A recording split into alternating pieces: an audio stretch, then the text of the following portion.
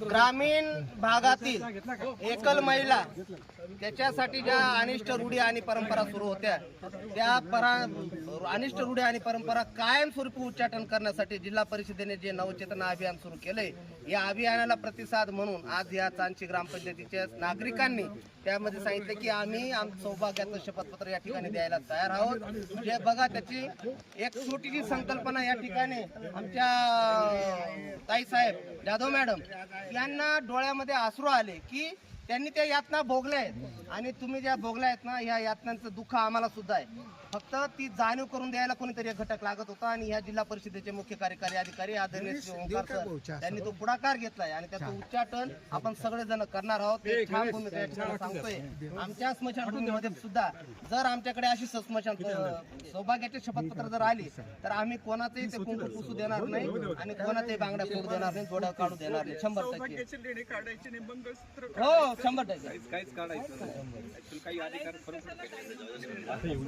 नाही तसं नाही। आपल्या पतीच्या प्रती असलेली भावना आहे ना, पण आम्ही ते काढू देणार नाहीत। आम्ही सौभाग्याचं शपथपत्र ज्यांनी दिलंय एवढंच काही तर आम्ही असं ठराव सुद्धा ग्रामसभेमध्ये करू। त्यावेळेस फक्त आपलं उपस्थित राहू द्या।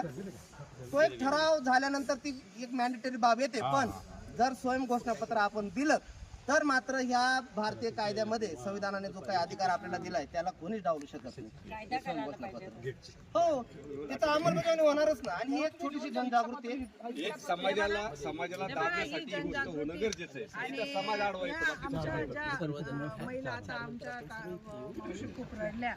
जो भाऊसाहेबांनी हा संकल्प आणलाय आमचा तर पाठिंबा त्याला लहानच कामे, कारण आम्ही एक महिला आहे। म्हणजे तुम्ही पण जे प्रतिसाद देताय त्याबद्दल पण धन्यवाद। पण आमच्या सगळ्या महिलांच्या वतीने आमच्या भाऊसाहेबांचे खूप खूप धन्यवाद आहे। आम्ही त्यांनी हा प्रस्ताव मांडला आणि तिथपर्यंत नेऊन पोहोचवला।